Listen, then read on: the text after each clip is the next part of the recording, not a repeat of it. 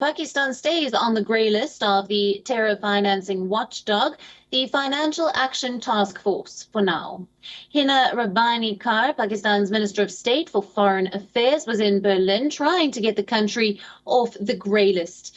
Now, the FATF had made 34 demands of Pakistan in their action plans. Pakistan managed to complete 32 of those demands. Kar announced that the FATF have considered the action plan they gave Pakistan complete. Now, this means Pakistan will get a visit from the FATF's technical evaluation team, and it may soon be out of the list. Here is Kar's statement. Pakistan के 2018 और 2021 के action plans और उनकी technical evaluation यहाँ पे consider हुई। मुझे ये बताते हुए बहुत खुशी है कि फैटफ ने यूनानिमसली पाकिस्तान के तमाम पॉइंट्स पे, तमाम एक्शन प्लान्स के पॉइंट्स पे पाकिस्तान को क्लियर कर दिया है और कहा है कि पाकिस्तान की performance is up to mark. इसके साथ हमारा ग्रे लिस्ट से निकलने का प्रोसेस फैटफ प्रोसीजर के मुताबिक शुरू होता है।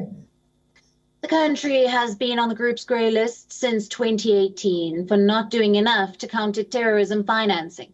So what is this list and why does it matter that Pakistan is on it? Now, the Financial Action Task Force, or the FATF, was formed in 1989 to keep check on global money laundering. After the 9/11 attacks, the FATF started keeping a watch on terror financing as well. Pakistan was designated a jurisdiction under increased monitoring for the first time in 2008. This designation is informally known as the FATF Grey List. After its first inclusion in 2008, Pakistan has been in and out of the list multiple times. It was grey-listed between 2008 to 2010, and then between 2012 to 2015, and now from 2018 onwards. It has always been hauled up for not doing enough to combat terror financing. So what happens when a country is put on the grey list? Technically, the FATF is not allowed to put sanctions on grey-listed countries. That is reserved only for blacklisted countries.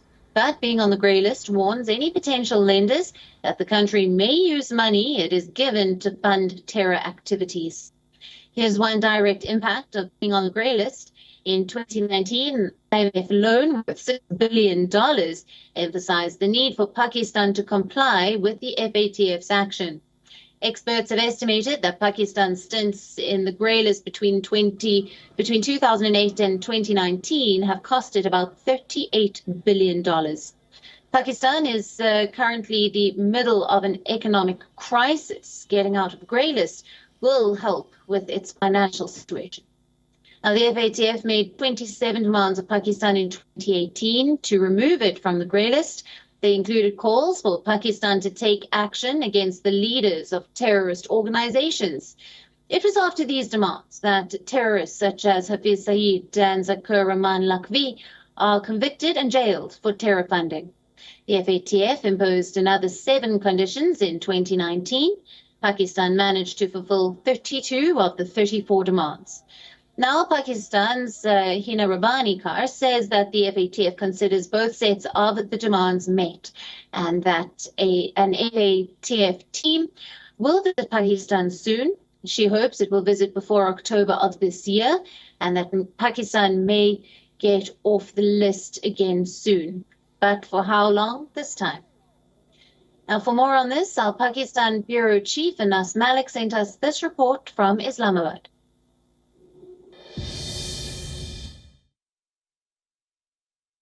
Major relief for Pakistan as the FATF has formally acknowledged that the country has completed both of its action plans that were given to be implemented, one that pertained to the anti-money laundering and the second that pertained to the counter-terror financing. Now, with that, the country gets closer to be whitelisted, and that is subjected to the on-site visit as stated by the FATF president just a short while back while addressing a press conference that in case if Pakistan passes the on-site visit, that will take place definitely before the next plenary meeting that is to be held in October.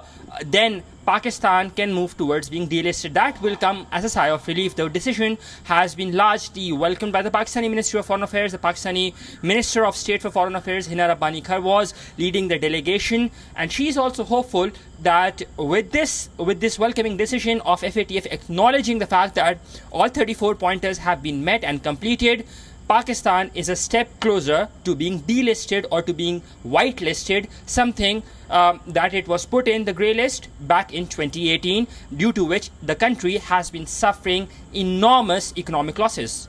Anas Malik in Islamabad, Pakistan for WION World is One.